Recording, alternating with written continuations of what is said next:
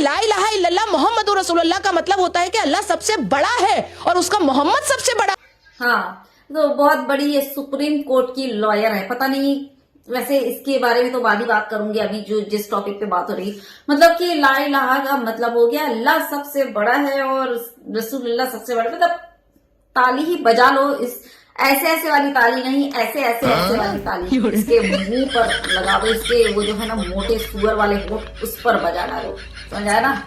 खैर, हमारे घर में जो है ना वो बच्चों को पता होता है कि ला इलाहा इल्लल्लाह मुहम्मदुर रसूलुल्लाह के माने क्या होते हैं, यानी कि समझ लीजिए ना ही कुरान शरीफ से इसका कोई ताल्लुक, ना ही इसने कभी कोई कुछ पढ़ा है, ना ही कुछ इसको किसी चीज की नॉलेज। जब इतना मामूली सा, मतलब ये जो है घर का बच्चा जानता है और इसके बारे में उसकी तफसीर ये उसके माने बता रही है, तर्जुमा बता रही है, वो गलत है।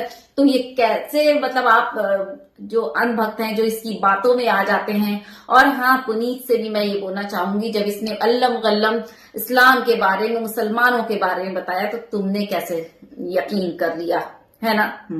तो ये जो है ना, ये इस्लाम की रिप्रेजेंटेटिव नहीं है और इस्लाम इसके बलबूते पर या किसी भी जितने भी बड़े से बड़े आलिम, मौलवी, मौलाना, उनके दम पर इस्लाम नहीं चल रहा। इस्लाम अपने दम पर चल रहा है, उसको चलाने वाला वो है।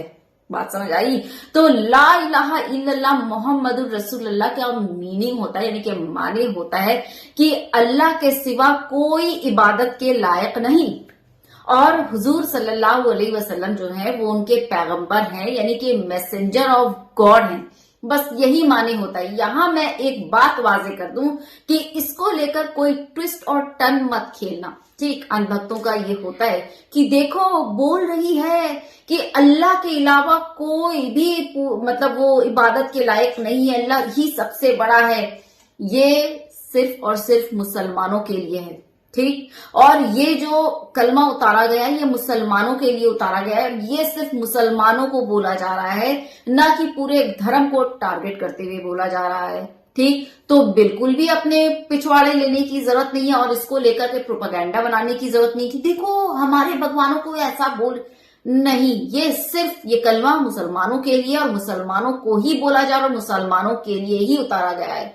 कोई टारगेट नहीं है किसी और भगवान या किसी भी चीज को, किसी दूसरे धर्म को ये टारगेट नहीं है।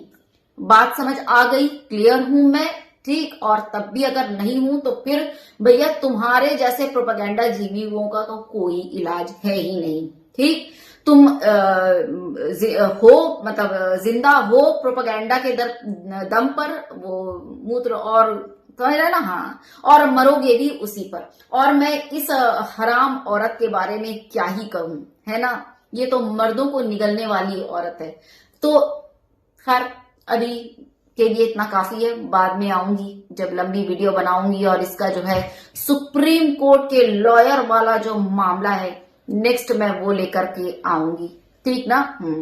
फिलहाल इस वीडियो को ज्यादा से ज्यादा शेयर कर दीजिएगा क्योंकि इसके अंधभक्त ना इसकी कई हुई बात पर मोहर ठप्पा लगा देते हैं इस्लाम पर।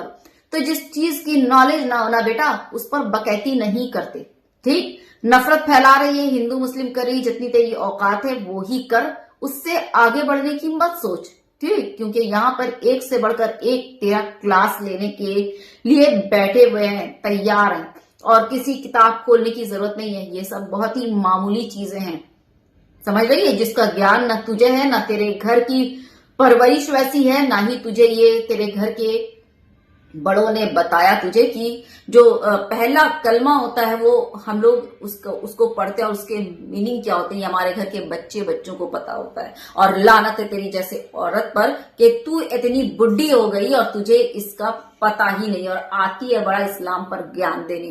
तेरे ऊपर तो लिटरली एक थू है, तेरी शक्ल पर लानत, थू।